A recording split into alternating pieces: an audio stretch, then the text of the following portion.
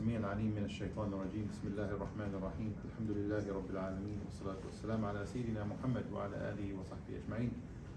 الله أكبر ولله الحمد. اللهم اجعل جمعنا هذا جمعا مرحوما واجعل تفرقنا من بعده تفرقا معصوما ولا تجعل فينا ولا منا شقيا ولا محروما. اللهم تقبل منا إنك أنت السميع العليم وتب علينا إنك أنت التواب الرحيم.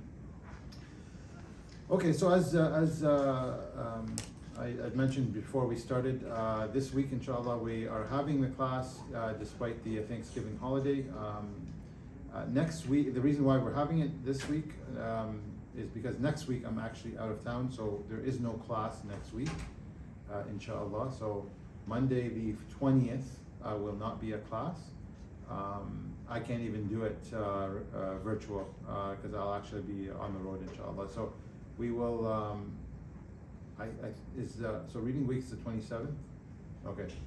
So stay tuned for more announcements inshallah. I imagine that we are probably also not going to have it during reading week. I imagine a lot of people who are not local travel, go back home. But stay tuned for that announcement. I'm just hesitant to cancel 2 weeks in a row, but we'll see inshallah. Most likely cancel. I think reading week is in November. It's the first week of November. It is November? Yeah. Okay. It may be different for like grad school. Okay. So let's just, okay. So this week inshallah is on as we are here, and then next week the 20th is canceled. 27th inshallah we'll be back unless you hear from us inshallah. Yeah, she's right. It's really the 3rd to 9th. Okay, so maybe grad school is different. So if it's grad school is different, then we'll have it inshallah on the 27th because majority of students I imagine are undergrad, and I think my understanding is they close a lot of the like there's no room availability. You're not allowed to book or something like that. In any case, the 27th is on inshallah. Okay. So here's the attendance. So if you're a credit student, make sure you sign in inshallah with your attendance.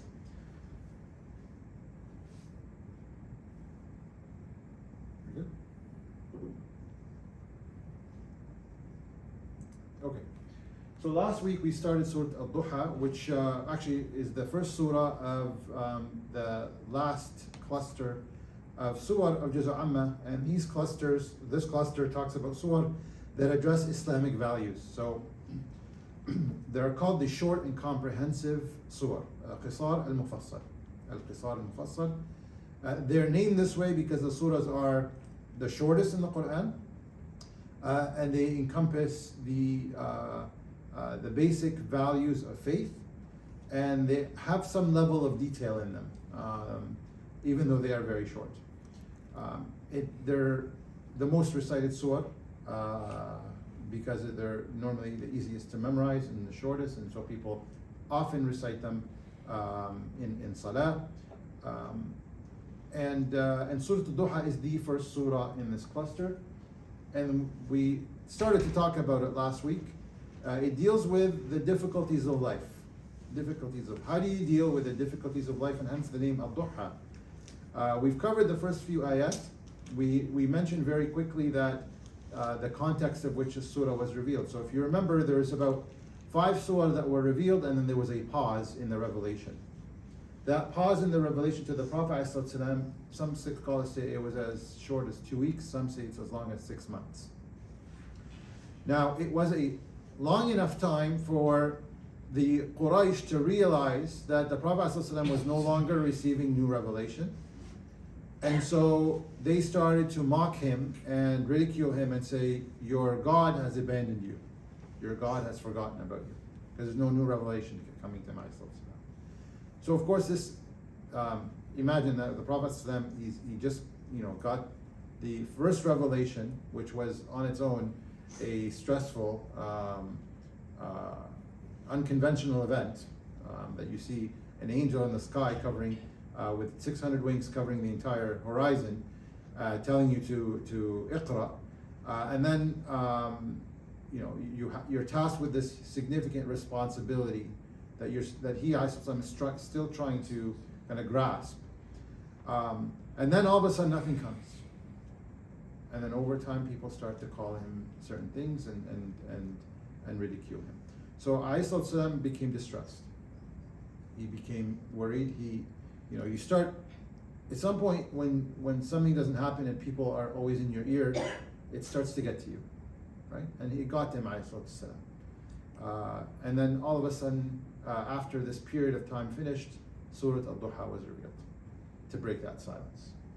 And so we read the beginning of it. Surah Al-Duha means the brightest part of the day. Okay, that's the brightest part of the day. Wal-Duha wal-Layli idha saja, and when Allah subhanahu wa ta'ala takes an oath when He starts the surah by two things. By Duha, the brightest part of the day, and wal-Layli idha saja, by the night when it covers everything, that nothing becomes visible. And it's interesting that the oath, remember when Allah subhanahu wa ta'ala takes an oath, what's important is what He's taking the oath by and what comes afterwards. And what He's taking the oath by subhanahu wa ta'ala is the brightest and the darkest parts of the day. As if to say that your life will go through ups and downs. You will have periods of brightness and periods of darkness. And so how do you manage that? Because life is a cycle between these two. Nobody's always at the top, and nobody's always just at the bottom. There is a fluctuation between the circumstances of a person. And so Allah subhanahu wa ta'ala, after that, I think we read the first few ayat. We read وَالضُّحَى وَاللَّيْلِ إِذَا سَجَى مَا وَدَّعَكَ رَبُّكَ وَمَا قَلَى. Your Lord has not abandoned you and has not forgotten about you. And this is the answer that Allah subhanahu wa ta'ala is giving the Prophet ﷺ after people started saying that to him, that your God has abandoned you and forgotten you. So Allah subhanahu wa ta'ala is addressing him directly, saying, your Lord has not forgotten you and He has not abandoned you. وَلَلْآخِرَةُ خَيْرٌ لَكَ مِنَ الْأُولَى. And indeed, the hereafter is better for you than the dunya, the beginning, the life of this world. وَلَسَوْفَ يُعْطِيكَ رَبُّكَ فَتَرْضَى. An emphasis that indeed your Lord will give you until you are content. Now we talked about when somebody runs into a life difficulty, remember these three things. Remember that just because you're in a difficulty, that doesn't mean that Allah subhanahu wa ta'ala has forgotten you and abandoned you. Number one. Because people get to that feeling that they're alone. They feel that loneliness. They feel like they're not supported. They feel like the people around them may not understand them. And so it can get really, really dark in someone's life. And if you haven't seen, darkness, say alhamdulillah, but it's coming, because life is all about tests. And so when you get to that moment where life is difficult, life is dark, and you feel like the support systems around you aren't there, you feel lonely, you feel isolated, remember, مَا وَدَّعَكَ رَبُّكَ وَمَا قَلَى. Your Lord has not forgotten you or abandoned you. He's there. He knows what you're going through. Number one. That's the first way to address a difficulty. The second, وَلَلْآخِرَةُ خَيْرٌ لَكَ مِنَ الْأُولَى. That indeed, you have to keep in mind the big picture. The big picture is, this is a temporary life, and what's coming is greater and better. It's greater and better. And we said last week, nobody on the Day of Judgment will wish they got something in dunya and say, oh, I wish I got that car, I wish I made that connection, I wish I got that degree. Nobody on the Day of Judgment will wish that they attained something in dunya, besides obviously deeds. But what people will actually wish for on the Day of Judgment is that they wish that they didn't get certain things in dunya, so that they can get rewarded for them in akhirah. So remember that the akhirah trumps the dunya. And if you kind of look at it even mathematically, I always kind of use this because usually talking to like engineering or math students. How many years is a long life in dunya? How many years? Subject. What is long to you? 80, 90 years. 80, 90 years? Yeah, that's probably just above the Canadian average, right? Let's say 100. Okay, 100. Is good? 100? Is 100 long?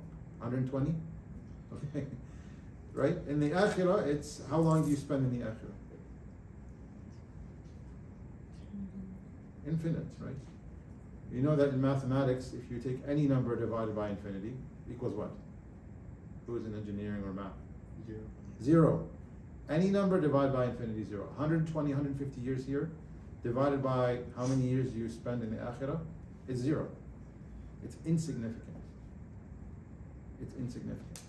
So why are we so much emphasis on this life when things go not the way we want? We start feeling, tightness of chest and worry and sadness. And keep in mind, وَلَلْآخِرَةُ خَيْرٌ لَكَ مِنَ وَلَسَوْفَ يُعْطِيكَ رَبُّكَ فَتَرْضَى. And indeed your Lord will give you better until you are satisfied. So if you do recognize that you're in a difficulty and you do what you're supposed to, which we'll talk about afterwards in the end of the surah, then you will get the وَلَسَوْفَ يُعْطِيكَ رَبُّكَ فَتَرْضَى. So think to yourself, if I want a point where Allah is giving me until I'm satisfied, because we talked also about it last week, you will never be satisfied in this dunya. Your hunger will, if you fill your stomach, it will come back. Okay? Your desire to hang out with people, your friends, your family, you'll spend a lot of time with them to the point where it can come to a point where I don't want to see you guys for the next week. We've had enough time together. So that you'll become satisfied, then you'll leave what you wanted, you'll stay away from it, and then you will crave it again. In dunya, you will never have to crave it again because it's always there, and you'll always desire it. وَلَلْآخِرَةُ خَيْرٌ لَكَ مِنَ الْأُولَى وَلَسَوْفَ يُعْطِيكَ رَبُّكَ فَتَرْضَى. That's where we stopped last week. Let's finish the surah inshaAllah from ayah 6 onwards inshaAllah. أعوذ بالله من الشيطان الرجيم. أعوذ بالله من الشيطان الرجيم. بسم الله الرحمن الرحيم. بسم الله الرحمن الرحيم. ألم يجدك يتيما فآوى. ألم يجدك يتيما فآوى. ووجدك ضالا فهدى. ووجدك ضالا فهدى.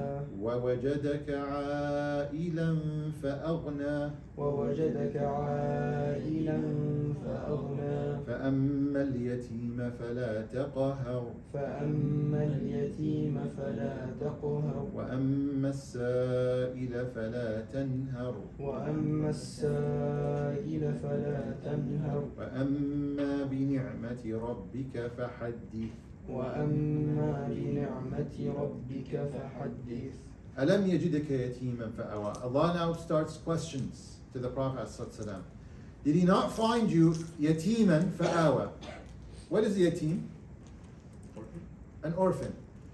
So Allah subhanahu wa ta'ala, by the way, is addressing the Prophet ﷺ, but these ayat also apply to us. We say, well, we're not orphans, or I'm not an orphan. Orphan is an example of somebody who needs social support. So Allah subhanahu wa ta'ala, although he's talking to the Prophet ﷺ, who was an orphan, أَلَمْ يَجِدِكَ يَتِيمًا فَآوَى. Didn't he find you as an orphan, فَآوَى? And awa comes from giving somebody attention or care or affection. Okay? Like in Sayyidina Yusuf, Surah Yusuf, alayhi salam, when his brothers come or his parents come at the end of the story, Allah subhanahu wa ta'ala describes it, وَآوَى إِلَيْهِ أَبَوَيْهِ. آوَى إِلَيْهِ أَبَوَيْهِ. They showed, there was some sort of care and affection shown, right? So Allah subhanahu wa ta'ala is saying to the Prophet, what, didn't he find you as an orphan, and he gave you that support, gave you that affection and attention and care. For us, this means, in a general sense, didn't he find you requiring or lacking social support? And he gave it to you. And we all, at some point in our lives, have had social support. The first people to support us are usually who? Our parents, right? Family. At some point, any one of us has had support, a support system, social support system. We're talking about social support, right? Yatim, alam yadik yatiman fa'awa. So this depicts this social support aspect. وَوَجَدَكَ ضَالًّا فَهَدَى. And he found you misguided and he guided you. ضَالًّا, to be misguided or astray. and فهدى, and he guided you. This is talking about the spiritual support. So the first one's social support, this one's the spiritual support. And the Prophet ﷺ, before Islam, was seeking the truth. He knew what was going on in Quraysh, what they were doing, worshipping idols, taking advantage of the poor, of the weak, was not right. And he was searching for it. So Allah subhanahu wa ta'ala is saying to him, you were looking for it, you were astray, not in the sense that when we look at it today where astray is in the context of sins. Astray meaning you didn't know where the truth was, you were looking for it, and we guided you to it. وَوَجَدَكَ عَائِلًا فَأَغْنَى. And he found you عائل, somebody who requires financial support. That's why عائلة means what in Arabic? What does عائلة mean? Family. Family. Why is it family? Family because these are the dependents on you for financial support. Right? وَوَجَدَكَ عَائِلًا فَأَغْنَى. And he saw you in need financially. You're financially poor. فَأَغْنَى. And he made you sufficient. Three things: social support, spiritual support, financial support. If you have all three of these at the same time, you don't have any problem. You don't have any challenges.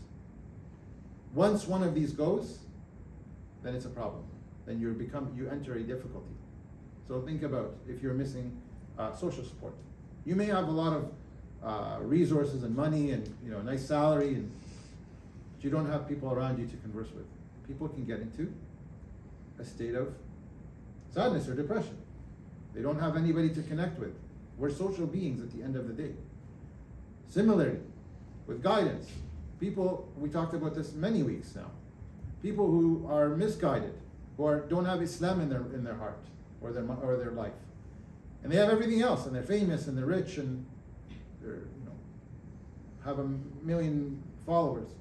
They're still not happy. They're missing Islam.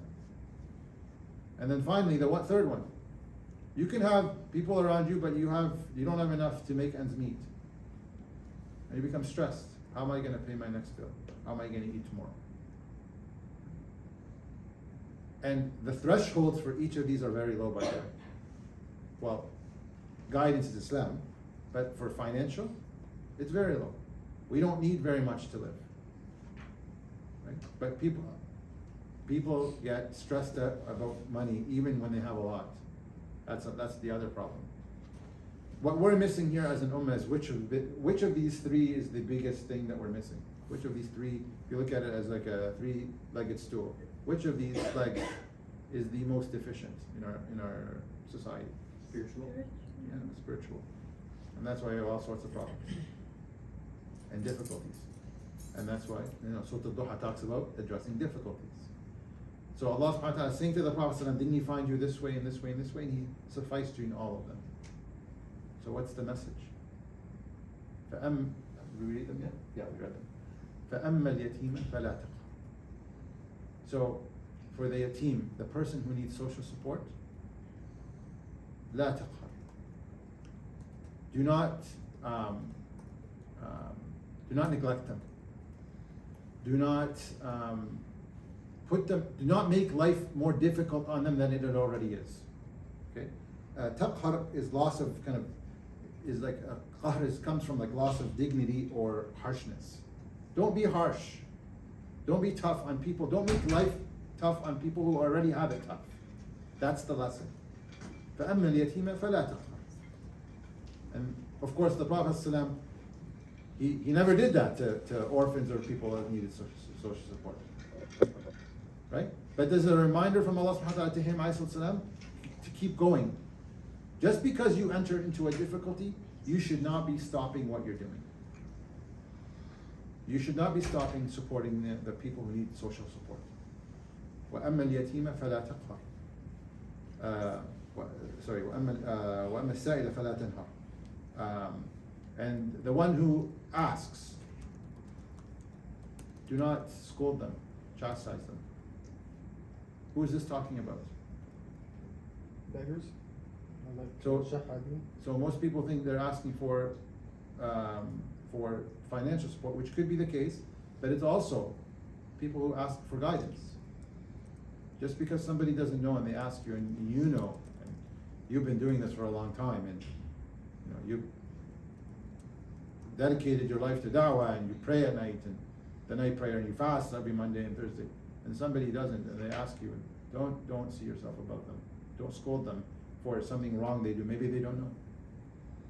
وَأَمَّا السَّائِلَ فَلَا تَنْهَرْ. The person who's seeking, don't rebuke them, whether that's on the financial or on the spiritual level.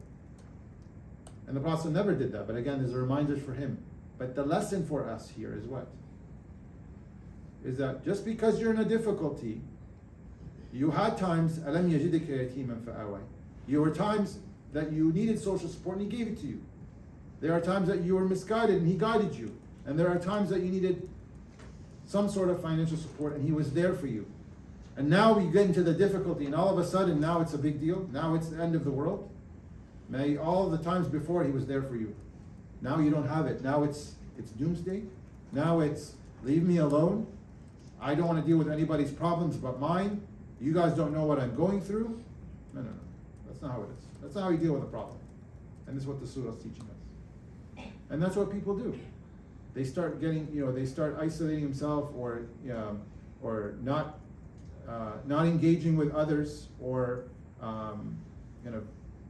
there's some sort of backlash on people when they're trying to figure out what's going on, and you just don't want.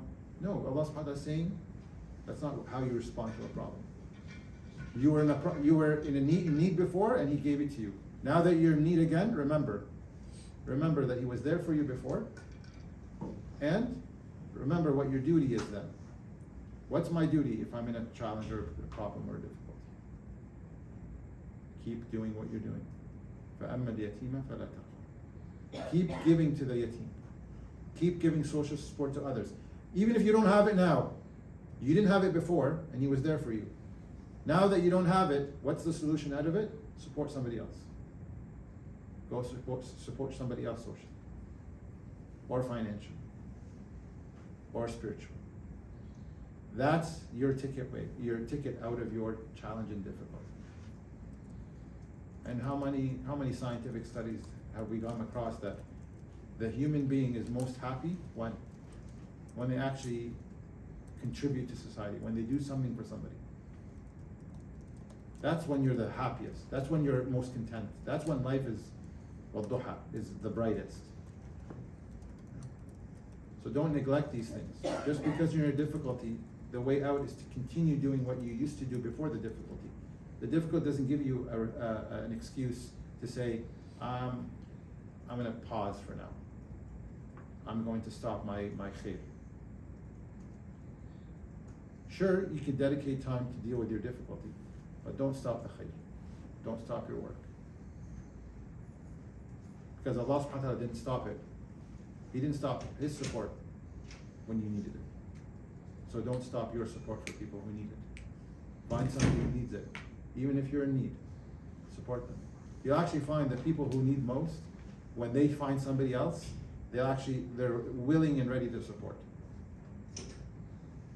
It's interesting. There's studies where people who don't have very much, and you give them something, they're more willing to split what they got with somebody else than somebody who already had it. SubhanAllah. Don't stop what you're doing. وَأَمَّا بِنِعْمَةِ رَبِّكَ فَحَدِّثْ. What is this ayah, which I think is probably misunderstood, greatly misunderstood in the Quran. What does this ayah mean? وَأَمَّا بِنِعْمَةِ رَبِّكَ فَحَدِّثْ.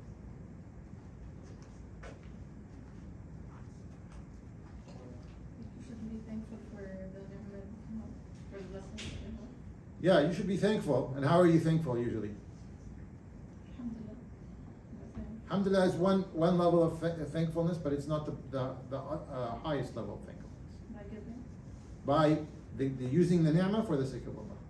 So, وَأَمَّا بِنِعْمَةِ رَبِّكَ فَحَدِّثْ. Most people say, hadith means to talk. Talk about the ni'am that Allah gave you. So you can say, I got this and I got this, and Allah subhanahu wa ta'ala blessed me with this job and this house, and Hadith comes from the same is hadith, right? What does hadith mean? Hadith of the Prophet ﷺ can mean one of three things. The things he said, ﷺ, but also the things he did, ﷺ, or the things that he approved. Those are what we call hadith, under the umbrella of hadith. Things he did, ﷺ said, or approved. So hadith is more comprehensive than talking. Hadith.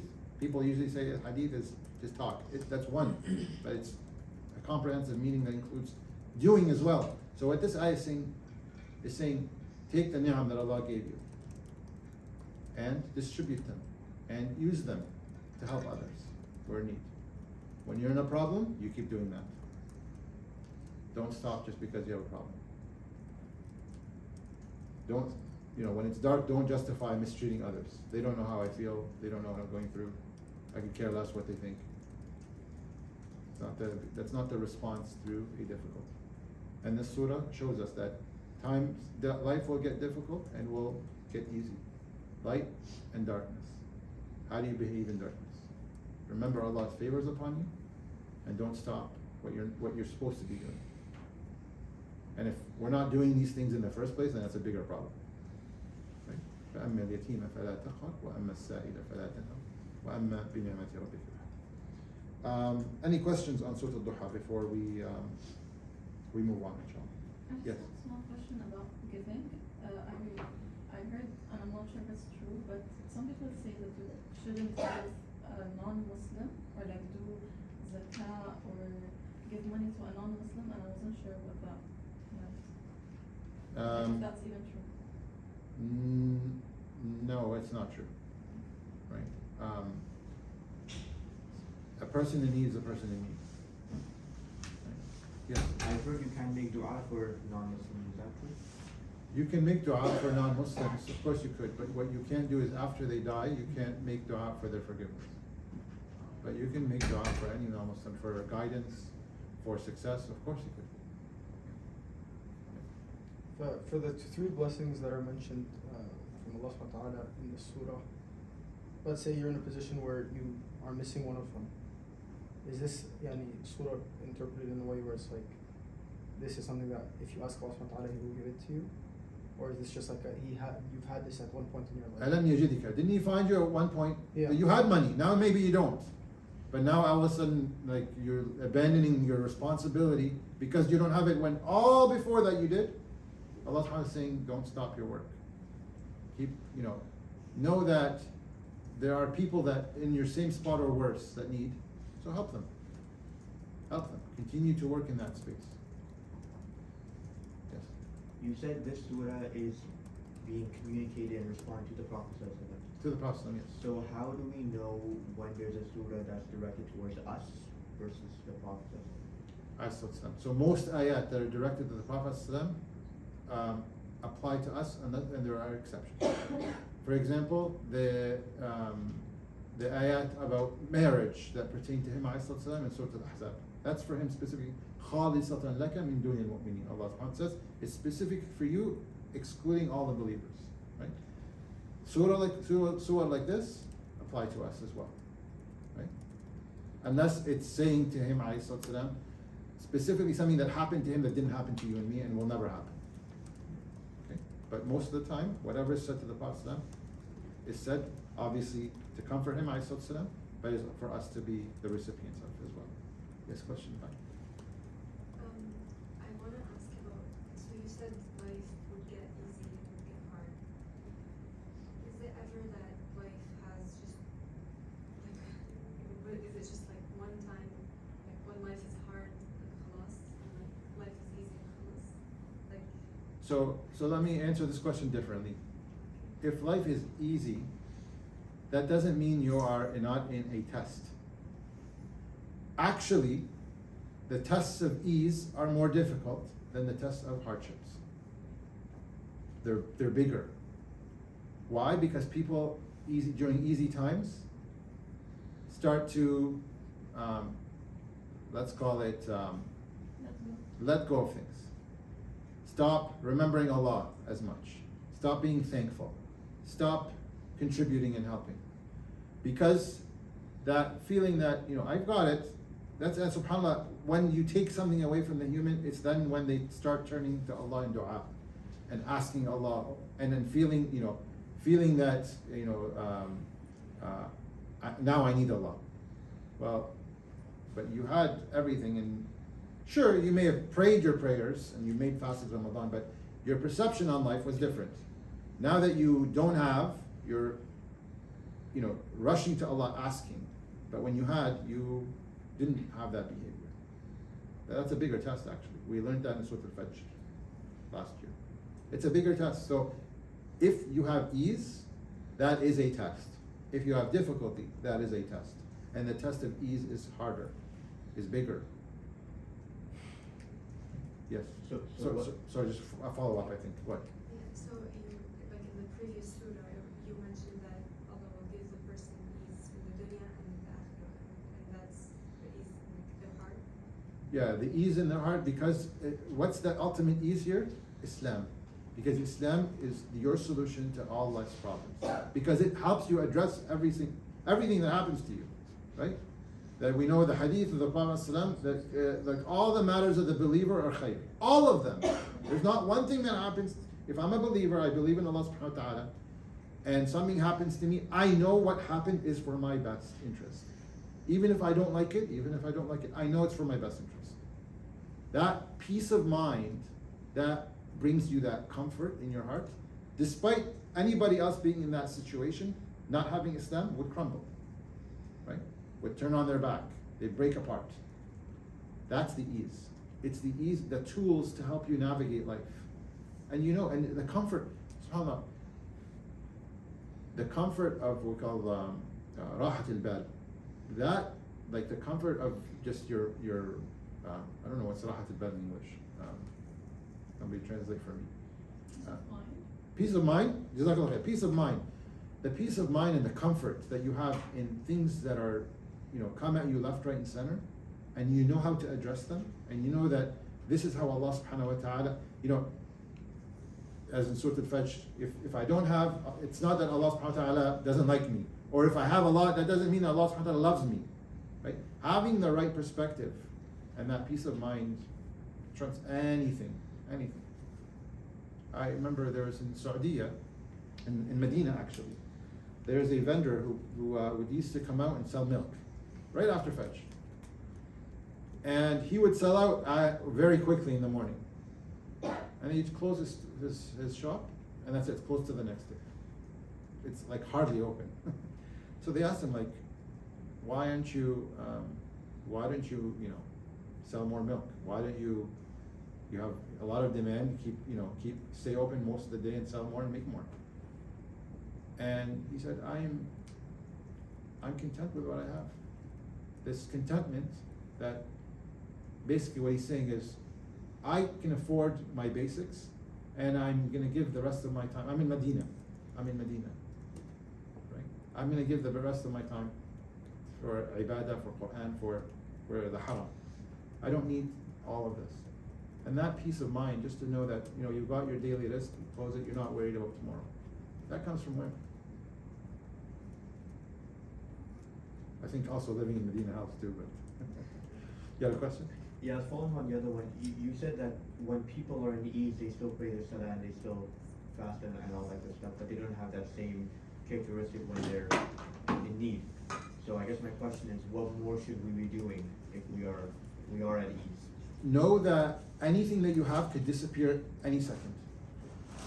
It's literally in your hand, but any second it will be taken away from you. If you live like that, you will live a life of being thankful to Allah, because you will cherish what you have. As they grew in number and he became richer, he started missing salawat throughout the day. And then as he got more, he started to miss all of the salawat except Salat al-Jum'ah.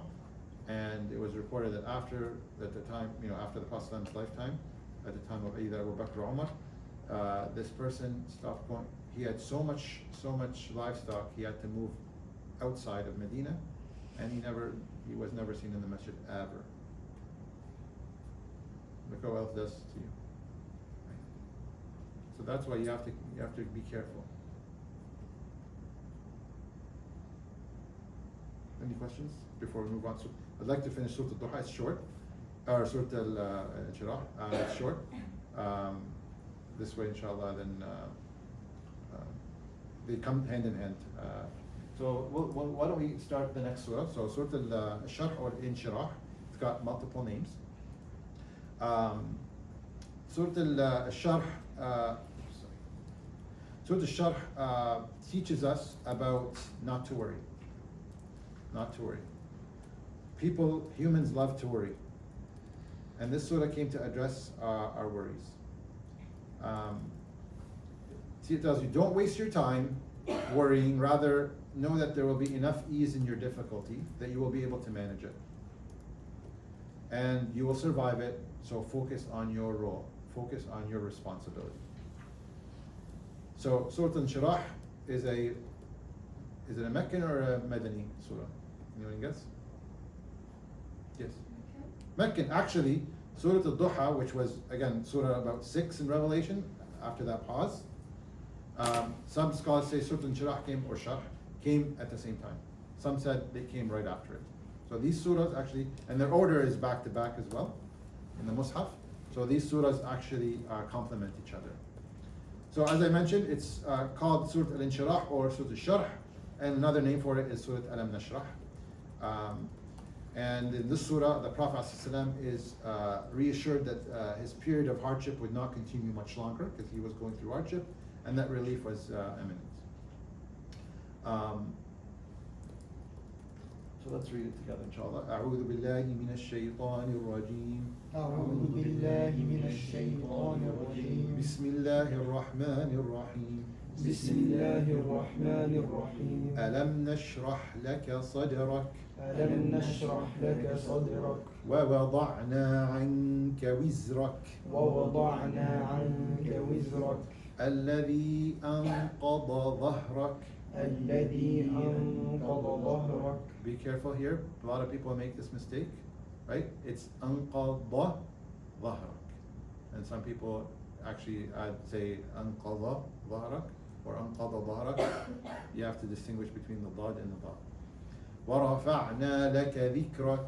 ورفعنا لك ذكرك. فإن مع العسر يسرا. فإن مع العسر يسرا. إن مع العسر يسرا. إن مع العسر يسرا. فإذا فرغت فانصب. فإذا فرغت فانصب. وإلى ربك فارغب. وإلى ربك فارغب. So as we mentioned, this surah is revealed with or immediately after Surah Al-Duha and Surah Al-Inshirah. As per the first ayah, ألم نشرح لك صدرك. And the expression ألم نشرح لك صدرك is an Arabic complex. Does anyone know what it means?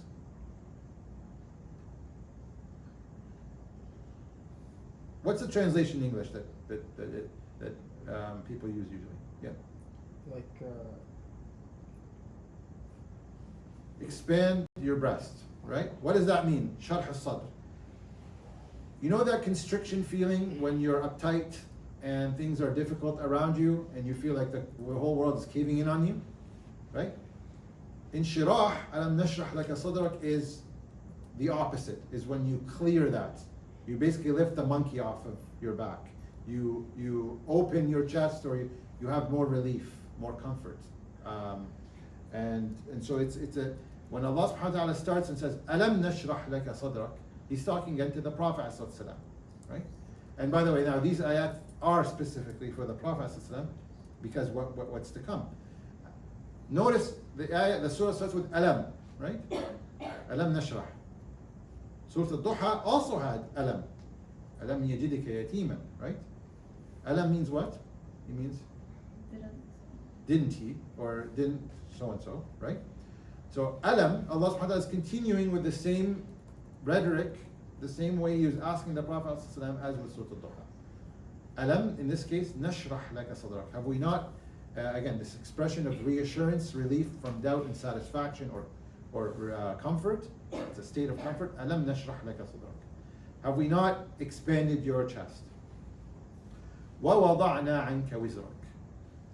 وَضَعْنَا عَنْكَ وِزْرَكَ. Wizr is sin, right? Sin or Yeah, وزر السن ولا تزر وازرة وزر أخرى. ووضعنا عنك وزرك, and Allah subhanahu wa ta'ala is now also is saying to the Prophet ﷺ, have we not removed the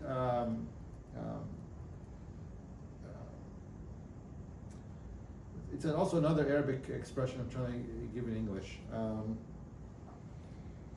Maybe removed is the best term. Have we not removed your sins? Right? Wiz is something, is a sin or something that weighs very heavily. Okay? So it's implied, meaning is it weighs something that weighs very heavily on you. And i.e., it's the sins of the Prophet ﷺ felt that he had sins. Of course, the Prophet ﷺ, if Allah is asking this to the Prophet ﷺ, what about us, right? Subhanallah. The Prophet ﷺ felt extremely guilty and bad when he wouldn't necessarily meet what he thought would be expectations. Okay? He felt that they were, a mountain on his back, that was about to crush him. Yes. I think the word is purged. Purged? It's Yeah. like removing something that weighs him. Yes, purged. So the Prophet ﷺ constantly felt that he didn't make it he didn't fulfill his responsibility or make it to expectation. Allah even mentions in the Quran, فَلَعَلَّكَ بَاخِعٌ نَفْسَكَ أَلَّا يَكُونُوا مُؤْمِنِينَ, that it would come to a point where you wish you would just come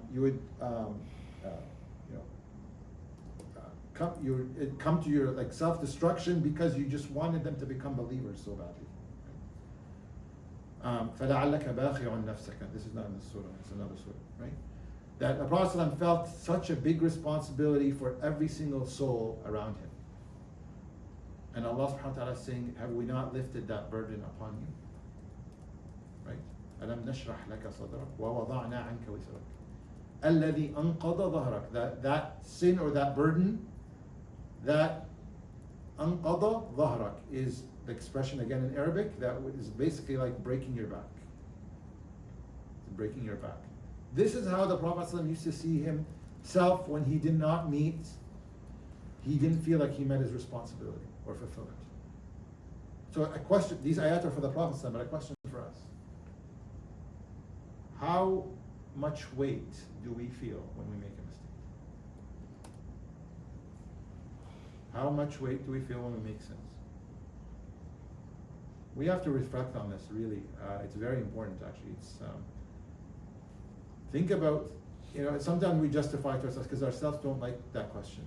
We don't like that question to sit by ourselves and think about these things. But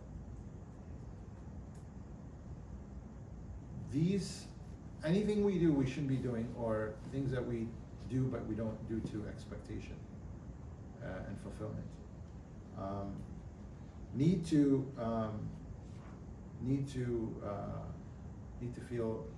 feel bad for it. So even if we do something of khayr, right? For example, I'm not saying to you feel bad. I'm saying to you it should feel heavy on you. Okay? Feel heavy in what sense? I gave money, for instance, for the sake of Allah. It's healthy to think I should have given more. Do we feel like, I gave, I am good, I feel proud of myself, I'm happy? Or do we feel still a heaviness? Maybe that wasn't enough. Maybe we could have given more. Maybe that extra few dollars, Allah will ask us about. Or our time. I helped the MSA, I ran this event, it's great. I'm going to take a long break. How do you know that event and that time you spent, you could have spent more? We need to start taking our actions to accountability. This is on the good side. The bad side, certainly we should feel bad for. That's what we should be feeling horrible for. Anything we do, and if we don't, we need to sit and think, and this is actually a ibadah that's long lost, is when you sit on your own and you imagine the Day of Judgment, that you're in it. There's a form of ibadah actually, where you're sitting there on the Day of Judgment and you're being asked about your actions and all of the events that happen around you. Anybody in Ramadan, I think the night of the 27th, go to wellness for the Qiyam? I mean, you see, was part of that Sheikh Adnan's Day of Judgment activity. That shouldn't be a one-time thing that we only do at wellness with Sheikh Adnan. That should be something we do regularly. Because if we do that exercise, our sins will start feeling a lot heavier. And our deeds, even if we feel like we've done our best, I did all I can, then that feeling doesn't translate to pride and necessarily superiority. It turns into gratitude to Allah. I was only able to do this and do it very well and had, excellent feedback and people are raving about it.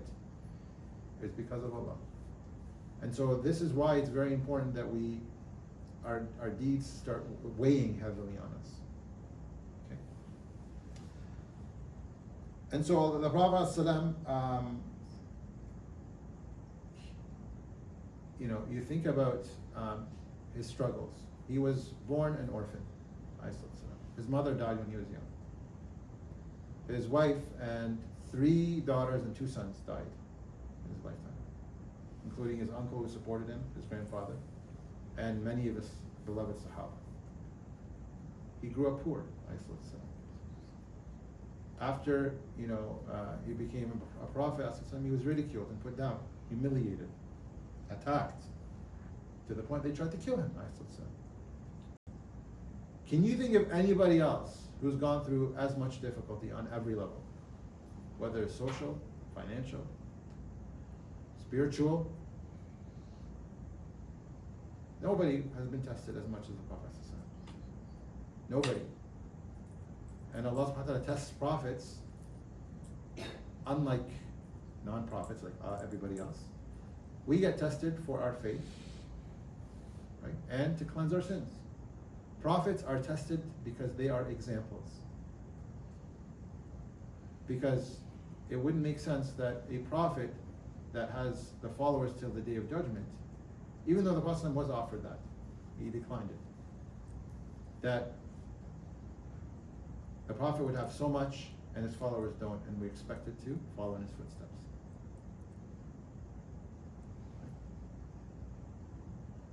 So the Prophet ﷺ is tested so that he is our example, right? So we follow in his example, and this surah teaches us not to worry about these tests that are coming. But he took advantage of every opportunity that came. When he didn't have food, he would go home and he would ask, "What do we have?" And they would say, "We don't have." What would he do? He'd say, "I'm going to fast." He'd spend the rest of the day fasting. After prayer once, after he led the prayer and he gave the steam and he rushed, after the prayer he got out and rushed back home and came back to the masjid, and Sahaba said, "Why would you rush, O Prophet of Allah? What are you in a hurry for?" As son said, "I remembered that I had a piece of gold in my house and I didn't want it to sit in my house. Gave it away for charity." Every opportunity to do khair, everyone, and he didn't have anything, subhanAllah. The Prophet of Allah, who could have had everything, and he lived a very difficult life through our lens, right? And Allah subhanahu wa ta'ala is saying to him, "Alam nashrah laka sadrak, wa wada'na anka wizrak, alladhi anqadha dhahrak." So all of these things, Allah subhanahu wa ta'ala is saying to his Prophet, have we done this for you, and this for you, and this for you?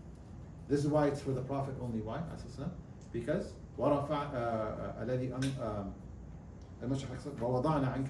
his sins are removed, right? That doesn't apply to me and you, right?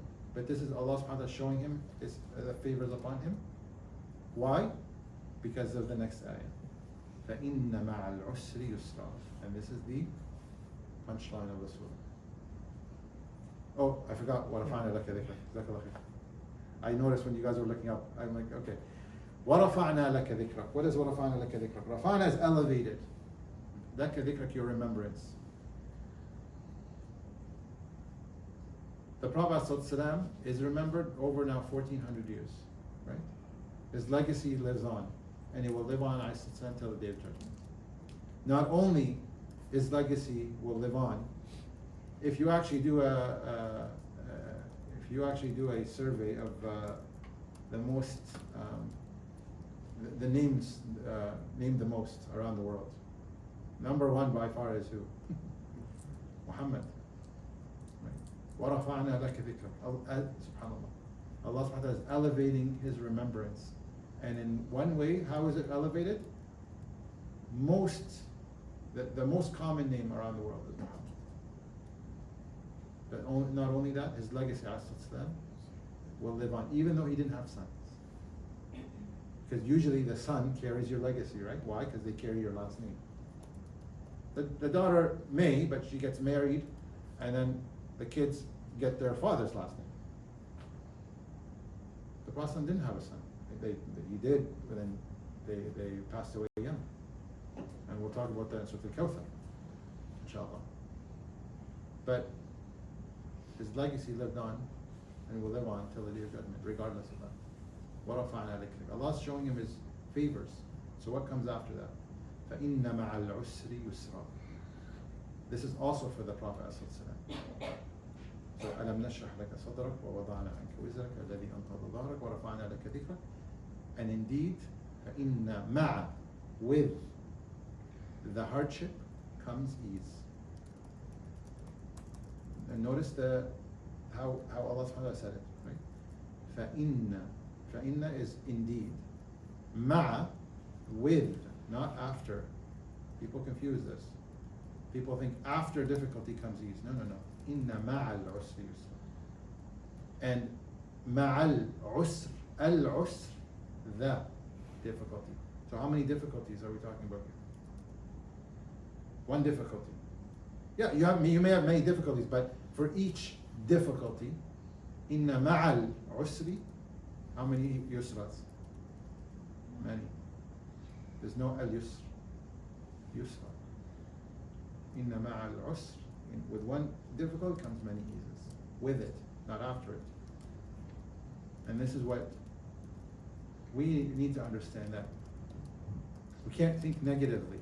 This is what Surah is telling you. You have to look at it. With every difficulty you come across, there is ease. You just have to look for it. It's there, and there's many of them. There's at least two. And you have to look for them. They're there. But the eyes can't keep just looking at the negative and complaining and shutting down and saying, but if I only had this, or how come I didn't get this, or somebody so and so got this, and I worked for it all my life and they didn't. Inna ma'al usr, with difficulty there's ease. The first one is for the Prophet.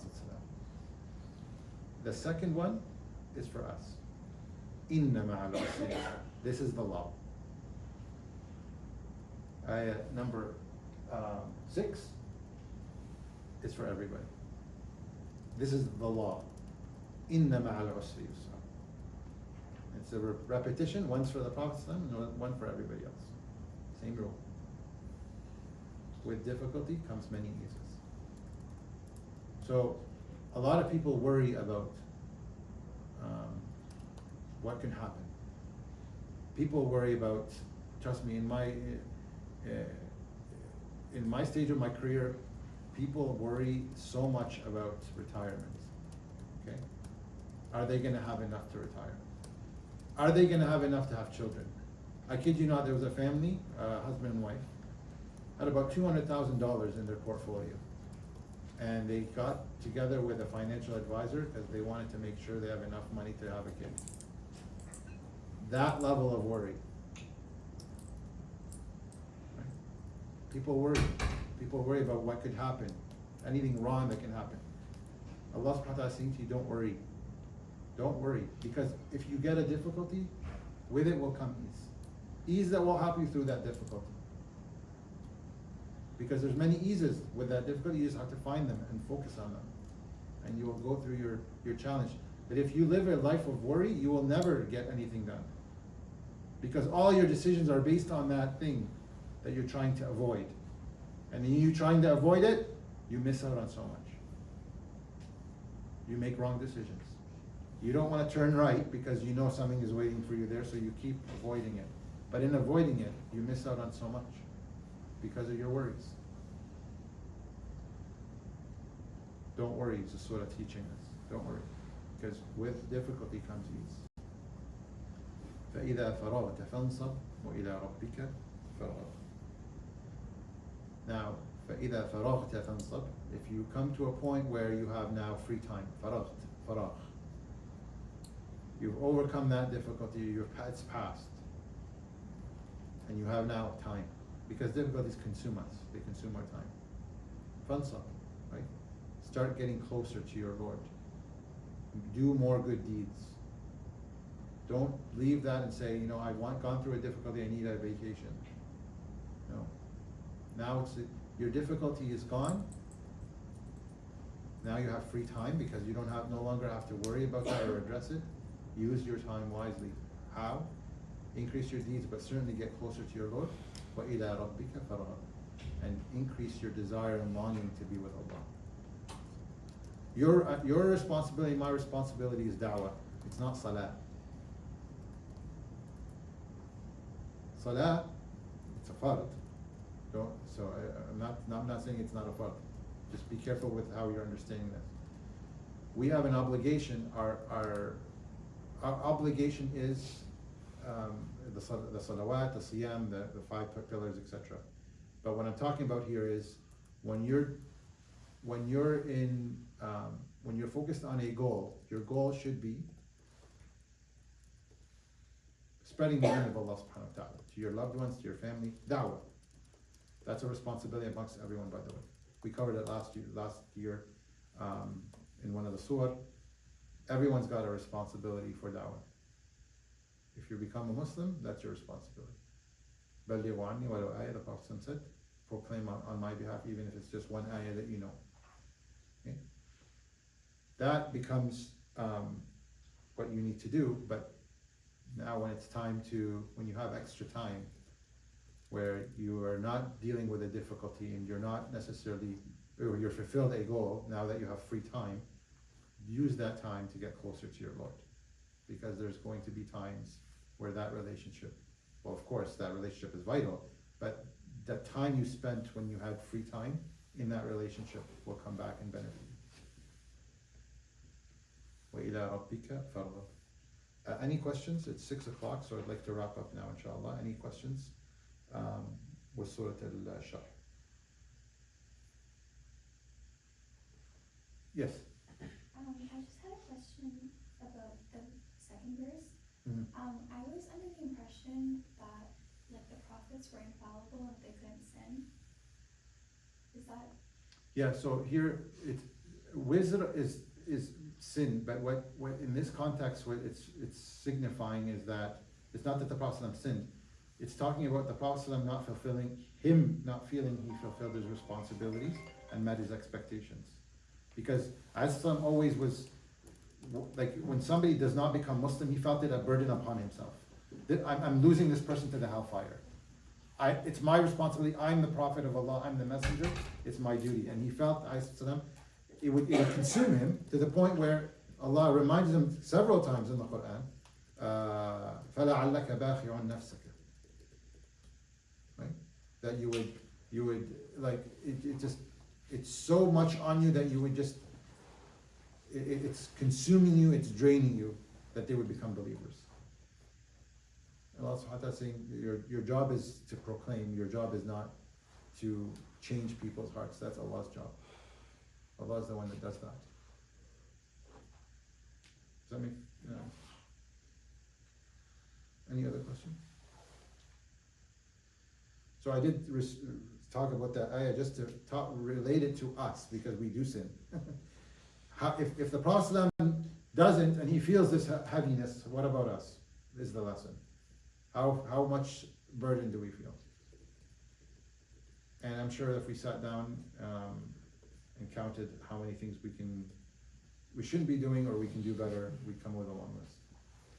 And maybe that's how you do it. You sit there and start thinking to yourself, what are things that and then start feeling that weight so that you can address it. Because if you don't feel weight, you'll just see it on the day of judgment and be like, oops, it's too late. Any other question? Okay, Jazakumullah khair. So next week, inshallah, there's no class. The attendance is here if you missed it. And then we'll resume, inshallah, on the 27th of October, inshallah ta'ala. I'm guessing it's the same room, inshallah. جزاكم الله خير. سبحانك اللهم وبحمدك نشهد ان لا اله الا انت نستغفرك ونتوب اليك. صلى الله على سيدنا محمد وعلى اله وصحبه.